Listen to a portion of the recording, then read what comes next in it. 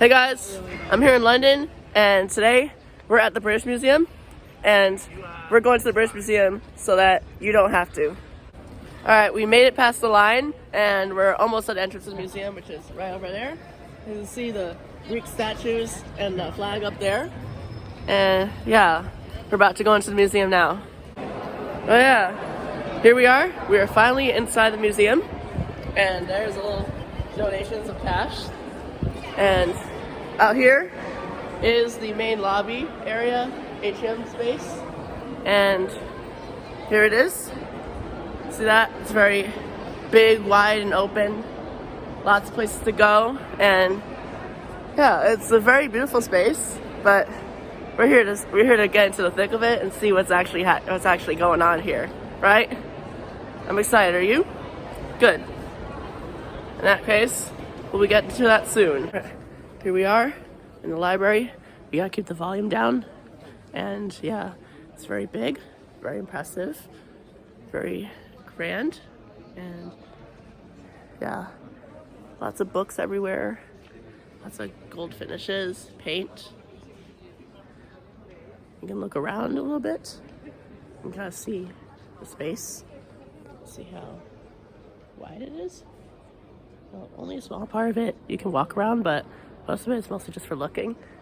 And yeah, this is the library of the British Museum. Here's some more information on the library, which is called the Reading Room.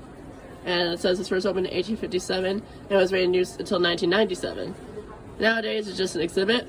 Alright, here we are. We're in the Ancient Egypt exhibit. You see a little statue of, what's his name? Amenhotep III. Thank you, Dad. This is a statue of Amenhotep III. We got some more Egyptian statues right here. Some of them of the gods they worshipped back in the day. We also have a big old fist, it looks like, in this angle. Hold on, let me see this.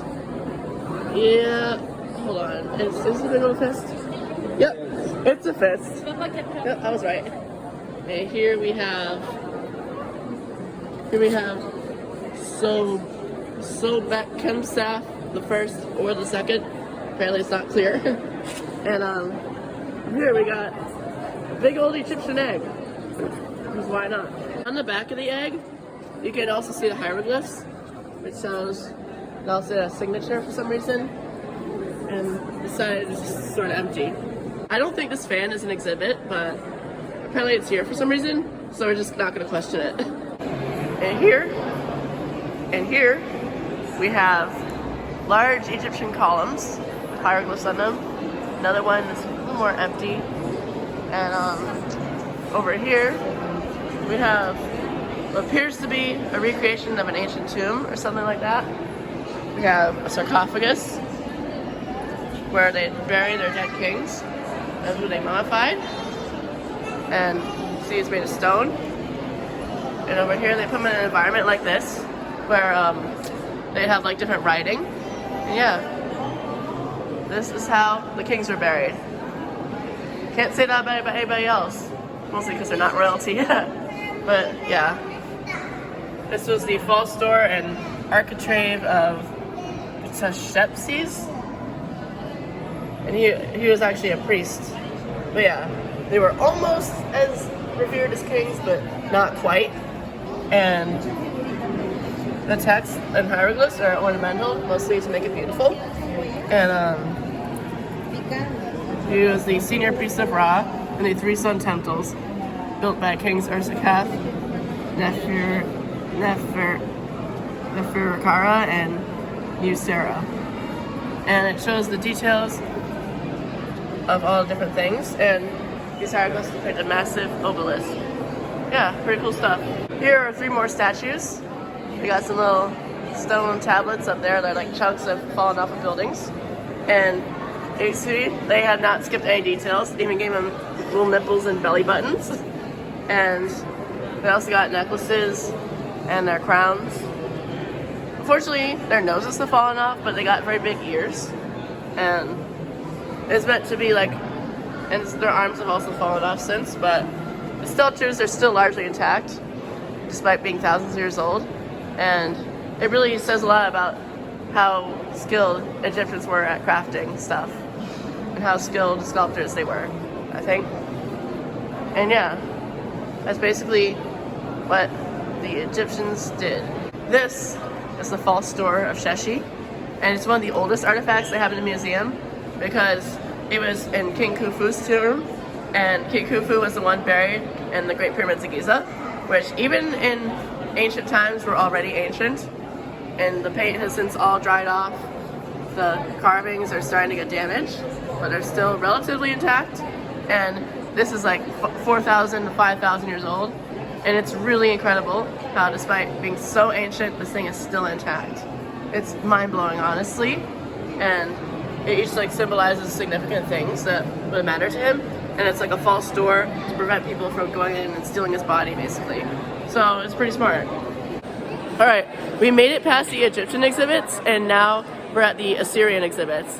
So as you can see, in ancient Assyrian art, it's very common to have like creatures with wings, like sphinxes almost, but like they're Assyrian rather than Egyptian. And if you go over here, you can see faint remnants of writing, even though it's just called cuneiform. Although most of these faint remnants of writing have since fallen off and crumbled, you can see some of it's still intact. And just like with hieroglyphs, there's still translators today who are trying to figure out what it meant and stuff.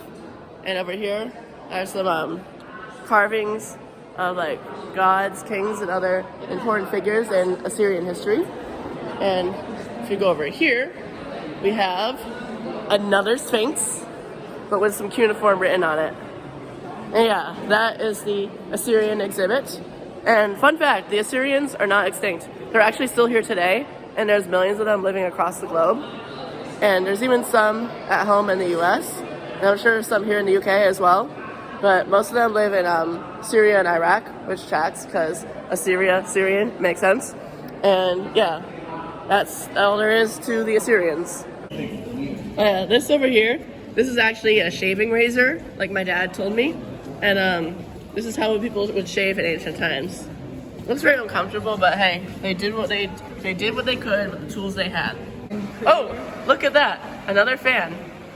It turns out the Egyptians weren't the only ones to do sarcophaguses, or the sarcophagi. This is a Greek sarcophagus, where they put the dead body of an important person in, because if you were not important, they'd probably just throw you onto the ground. But if you were important, they'd put you in this. They put lots of detail and stuff, even on the inside, so that even when you're dead, you still get a beautiful view. And up top, here's the lid that would cover it, and it would make a great decoration for the home, or a museum or something, or a temple back in the day. And over here we have a modern chair. I also don't think this is part of the exhibit either. We have now reached the climax of the ancient Greek exhibits, and here we have a giant restored structure. It has statues of naked people.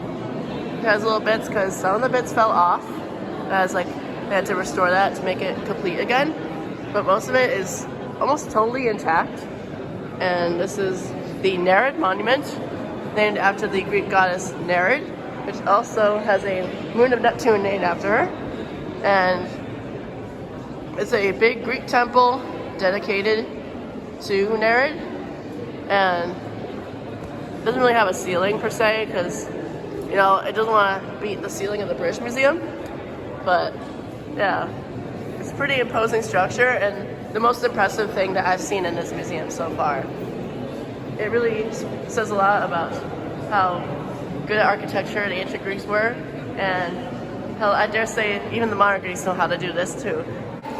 Here are all the sculptures that were in the Parthenon, which is located at the Acropolis in Athens, Greece, the capital of modern Greece, and one of the most prominent city-states in ancient Greece. And these statues helped line the walls of the temple back in the day, and they helped make something beautiful and made it more conducive to worship. Because in ancient Greek times, they believed that art was divine and came from the gods themselves, and their appreciation for art really shows that, I think. Because if they believe it's divine, it shows that they valued it as a culture, and it really says a lot about them as a people, in my opinion. Here is a dog sculpture called the Molossian Hound. It was part of a movement called Hellenistic Realism, and is an expressive portrayal of animals and humans. And many of the bronze animal sculptures of this period are only known to us through Roman marble copies. But this dog over here once wore a collar, but now it doesn't. And it's a very realistic, accurate depiction of what a dog looks like. You can see it's kind of roaring almost. You know, it's almost tempting to pet it, but that's against the museum rules, so we're not going to do that. And also see a little bit of wear and tear and dents, but for the most part, it is largely intact from the day it was sculpted. Probably multiple days, because stuff takes time. Lots and lots of time. Oh yeah, here is the bust of Socrates, the Greek philosopher. And oftentimes, he's depicted as being only a bust, because that's the only surviving image of him. Because they didn't really make portraits back then, and when they did, they often just crossed it off and just fell apart over time. So, but busts, they would stand the test of time. And that's how we know what he looked like. And it's just his head. There's no body or even shoulders. And yeah, this is the bust of Socrates. Here is another very tall Greek column. And, surprise, surprise, another chair, more of a stool really, and 2 fire extinguishers. Not very ancient Greek. Here are some Egyptian sarcophagi. And this one is made almost entirely of gold with some other materials too. This one kind of fell apart and is split in 2. And this one is the largest of all and actually the most fanciest because it's the most advanced, you know. But they all have the same traits in common. Like for example, they have the arms crossed, the face, the hair / wig thing, and the art designs of gods and writing on there. And if you look around back, excuse me, I'm sorry, just doing a YouTube video, you can see the back, oh sorry, I'm so sorry dude. So we can see the back of the sarcophagi. This one has lost its back, this one has lost its back, the golden one has kept its back. And over here, we have more sarcophagi. We got the front piece and the back piece separated. You can actually see inside it. And they got more art depictions of gods and other figures in there. And around here, we also have another open sarcophagus, very big, and you see a little bit of it's chipped off. And over here, we have a small front piece, big back piece. And yeah, it's really cool getting to see the inside of a sarcophagus because I've never seen it before until now. And over here is the story of how the Coptic Church replaced Egyptian polytheism, and they switched from the hieroglyphic writing system to the Coptic writing system, which is for the Coptic language, which is the modern form of the ancient Egyptian language, which is still spoken today, and especially within the Coptic Church, but there is a small movement to get spoken more widely. And the word Copt comes from the Arabic word Kept, which means Egyptian. So Coptic Christians are Egyptian Christians because most people from the Coptic Church are ethnic Egyptians. And here are the different textiles from this era of Egyptian history. This is really when everything started to change. And we got some more stuff from Ethiopia, which was one of the first African nations to adopt the Christian faith. And they adopted it on their own rather than from a European colonial power. However, in the 19th and 20th centuries, the Italians tried to colonize the Ethiopians, and as the art depicts, they weren't going to take it. They fought back. And guess what? They won. And they got to keep their country.